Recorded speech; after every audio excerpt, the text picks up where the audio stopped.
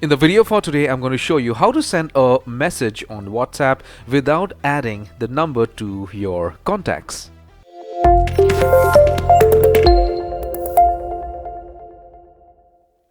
Hello my friend, my name is Kenneth Brown. Welcome to channel CygnaTech, and how are we doing today? I hope fantastic. So in order for you to get this done, the first thing is you need to pull up your Android smartphone or your Apple device, whatever you are using. This is a common procedure for both type of devices. Okay, so once you have your Android device, I need you to go to the Google Play Store. Since I'm using an Android device, I would show you how to do it on the Google Play Store. If you're using an Apple device, you could go to the App Store. Okay, so once you are here, I need you to search for Truecaller. Okay, now Truecaller is an application that helps you to locate or find out who is actually calling you. Okay, so install this, and once you do that, I need you to open the application, sign up and log in completely using your phone number, your email address, or whatever it is these guys are asking. Okay, so once you do that, you are good to go almost. So after you have Truecaller installed, the next thing to do is find out the number that you want to message. That's it.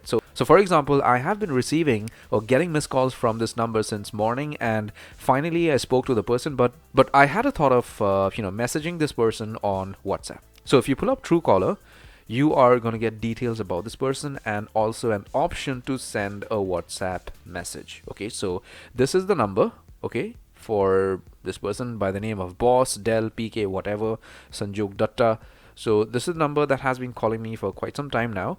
So if you scroll down, you would get an option to send a WhatsApp message. Now, this feature is only going to work if this person has this number registered with WhatsApp. If this number is not registered with WhatsApp, you would get an option to send an invite to join WhatsApp instead of sending a message directly. Now, I did not mention this earlier because these days all numbers are attached to WhatsApp. WhatsApp is super famous, right?